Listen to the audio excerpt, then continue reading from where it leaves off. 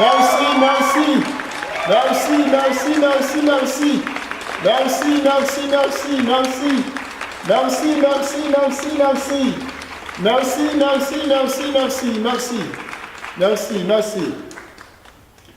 Haïtiens, Haïtiennes,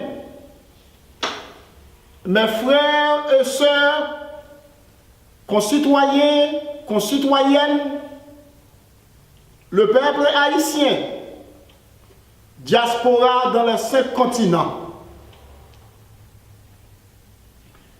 Je partage toutes mes sympathies au personnel et amis de la radio Kiskeya qui a vécu le drame très douloureux du vendredi au samedi 22 décembre 2018 où ce prestigieux patrimoine national passe au feu. Cette tragédie touche profondément toutes les classes de la société haïtienne, en particulier la Fondation internationale pour le développement d'Haïti, FIDH, et même une forte majorité des gens d'outre-mer. Malgré de normes critiques proférées à l'endroit de l'État haïtien pour son dysfonctionnement en termes d'absence de services de qualité, en quantité accessible et disponible. L'État haïtien fait sourd oreille aux cris de la population sous prétexte des nuisances politiques, malgré de graves problèmes durement constatés.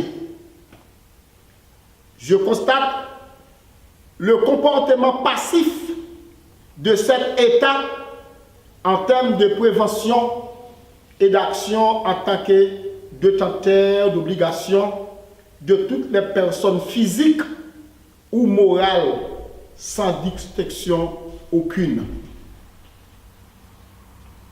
Je questionne sur les cas de sécurité totale de la nation haïtienne où l'État haïtien reste très muet devant cette douloureuse situation. Chers concitoyens, 1er janvier 1804, 1er janvier 2019, 215 ans d'indépendance. Mes frères et sœurs, peuple haïtien, vivant en Haïti et partout dans le monde, une histoire d'équilibre de longue date a été déséquilibrée. Chaque fois que cette date arrive, nous devons toujours nous recueillir pour saluer la mémoire de nos ancêtres. Aujourd'hui, tous les secteurs de la société doivent mettre la main pour rassembler toutes nos forces, pour changer la vie dans le pays, donner du travail, envoyer les enfants à l'école, bâtir des hôpitaux, construire des routes, développer nos talents, exploiter nos richesses, refaire notre environnement, réaliser de bonnes élections, développer notre agriculture pour arriver à donner à manger à tous dans le pays. Au nom de ce passé digne et glorieux, développons nos capacités de changer la vie de nos concitoyens. La ligne à mener, si elle n'est pas aussi épique que celle dans laquelle s'étaient investis nos ancêtres, n'en est pas moins mobilisatrice. Je suis persuadé qu'ensemble, nous arriverons à surmonter comme aux ailes héroïques les obstacles qui entravent notre chemin. Je souhaite ardemment que ce 215e anniversaire amène un nouvel état d'esprit par-delà leurs idéologies. Nous sommes fils de cette terre et nous devons penser à lui assurer un destin conforme aux idéaux qui avaient généré notre État-nation. Cet effort n'est pas au-dessus de nos possibilités. Suivons les pas de nos héros. Nous sommes leurs dignes héritiers et nous devons toujours garder dans notre âme cet exemple dignité entreprenante qu'ils nous ont si magnifiquement donné. Aujourd'hui, tous les secteurs de la société doivent mettre la main pour assembler toutes nos forces, pour changer la vie dans le pays, donner du travail, envoyer les enfants à l'école, bâtir des hôpitaux, construire des routes, développer nos talents, exploiter nos richesses, refaire notre environnement, réaliser de bonnes élections, développer notre agriculture pour arriver à donner à manger à tous dans le pays. Au nom de ce passé digne et glorieux, développons nos capacités de changer la vie de nos concitoyens. La ligne à mener, si elle n'est pas aussi épique que celle dans laquelle s'étaient investis nos ancêtres, n'en est pas moins mobilisatrice. Je suis persuadé qu'ensemble, nous arriverons à surmonter, comme aux ailes héroïques, les obstacles qui entravent notre chemin. Je souhaite ardemment que ce 215e anniversaire amène un nouvel état d'esprit par-delà leurs idéologies. Nous sommes fils de cette terre et nous devons penser à lui assurer un destin conforme aux idéaux qui avaient généré notre État-nation. Cet effort n'est pas au-dessus de nos possibilités. Suivons les pas de nos héros.